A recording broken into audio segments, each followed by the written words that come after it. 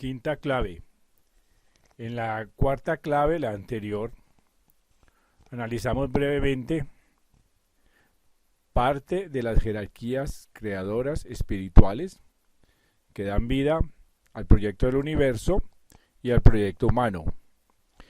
En esta clave vamos a analizar la figura de Cristo para darnos una idea del puesto que ocupa dentro de estas jerarquías creadoras.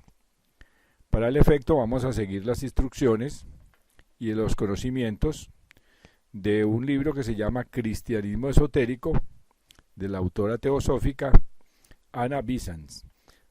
Ella explica que la figura de Cristo, al ser simbólica y ser tan importante, puede analizarse de muchas formas diferentes. Es así como ella hace un análisis intensivo del Cristo histórico. Luego analiza los mitos solares aplicados a la figura de Cristo. Y por último, nos da una idea de lo que puede ser el aspecto más importante de Cristo, que es el Cristo místico. Así que ella dice lo siguiente: el amplio bosquejo de la historia del Dios Sol es muy claro. En primer lugar, su accidentada vida se comprende dentro de los primeros 6 meses del año solar, y los 6 meses restantes se dedican a la protección y conservación general. Nace siempre en el solsticio de invierno, después del día más corto del año, a la medianoche del 24 de diciembre, cuando el signo de Virgo se eleva sobre el horizonte. Nacido en tal coyuntura, nace siempre de una virgen, después de haber dado a luz a su hijo Sol. Como el signo celeste de Virgo sigue inmutable e inmaculado cuando el sol surge de él en el cielo. Débil y desvalido como niño, ha venido a la vida durante los días más cortos y las noches más largas.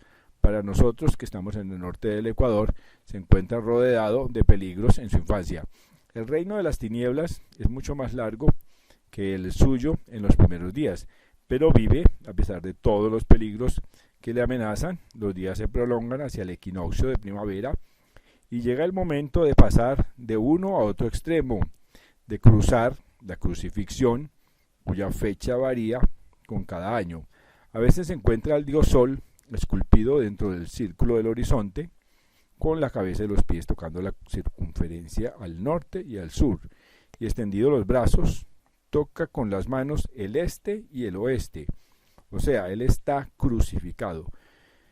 Después de esto se eleva triunfante, sube a los cielos, madura el grano y el racimo, dándonos de su vida misma para que se forme una sustancia y mediante ella la de sus adoradores.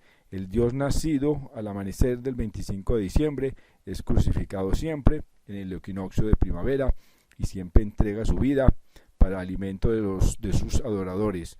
Estos son los distintivos más salientes del Dios Sol. Posteriormente agrega: la muerte y resurrección del héroe solar en el equinoccio de primavera o cerca de él se encuentra tan ampliamente difundida como su nacimiento en el solsticio de invierno. En tal época moría Osiris a mano de Tifón y se le figuraba en el círculo del horizonte con los brazos extendidos como si estuviese crucificado, postura que originalmente significaba que bendecía, no que padecía sentimientos.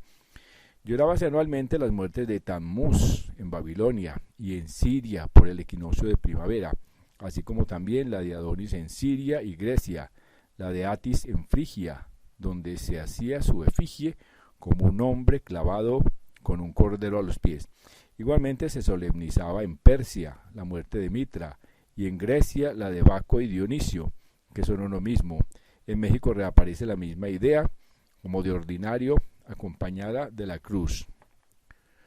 Cuando se le aplicó la gran leyenda del sol, fue adoptado el signo del cordero para su crucifixión, así como el de la Virgen se había adoptado para su nacimiento.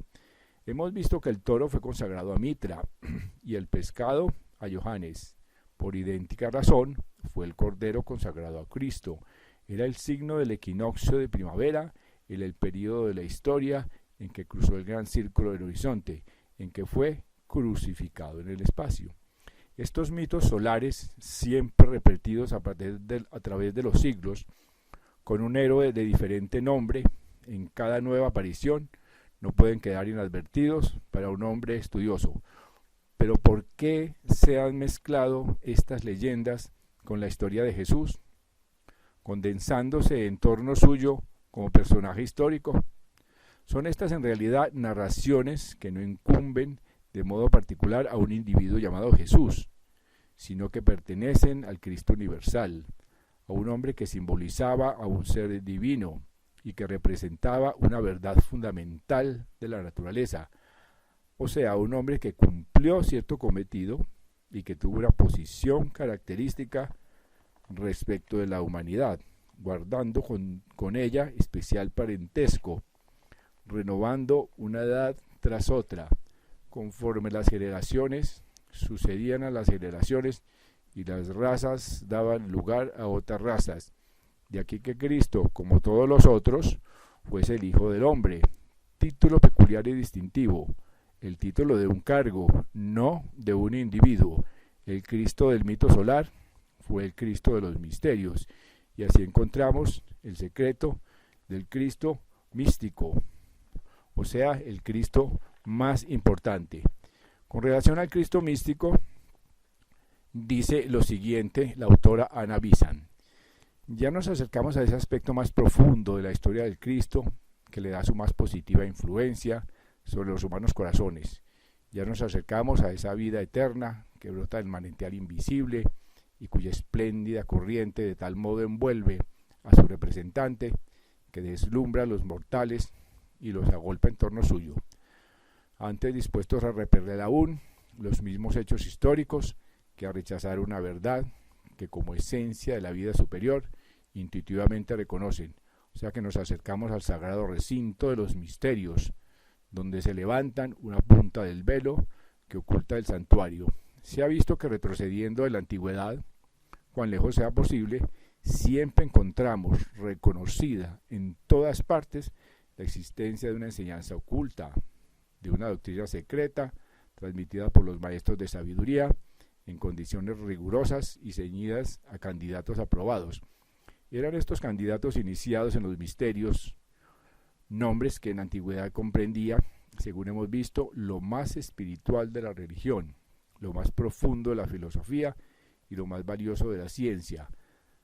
Por estos misterios pasaron todos los grandes instructores de los tiempos antiguos, entre los cuales eran los más grandes los hierofantes, los que se dieron a la luz del mundo para hablar del universo invisible, atravesaron antes el portal de la iniciación y aprendieron allí el secreto de los santos seres de sus propios labios.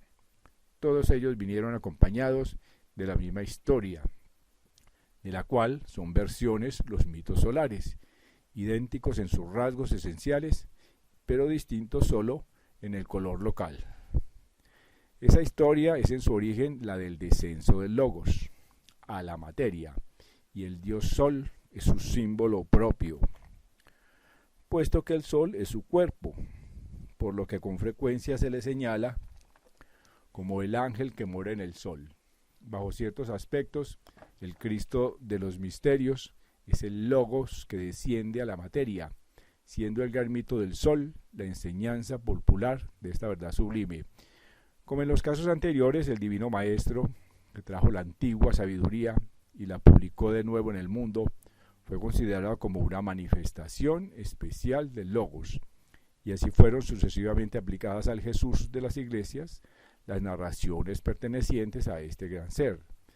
De este modo vino a quedar identificado en el lenguaje cristiano como la segunda persona de la Santísima Trinidad, el Logos o la palabra de Dios, y los acontecimientos salientes referidos en el mito del dios Sol vinieron a ser los acontecimientos salientes de la historia de Jesús, considerado como la divinidad encarnada, el Cristo mítico, y así como en el macro, o sea en el cosmos, el Cristo de los misterios representa el Logos, o segunda persona de la Trinidad, así también en el microcosmos, o sea el individuo humano, representa el segundo aspecto del Espíritu Divino, en el hombre, por donde en este se le llama el Cristo interior. Este segundo aspecto del Cristo de los misterios es pues la vida del iniciado, la vida en que se entra a la gran iniciación primera.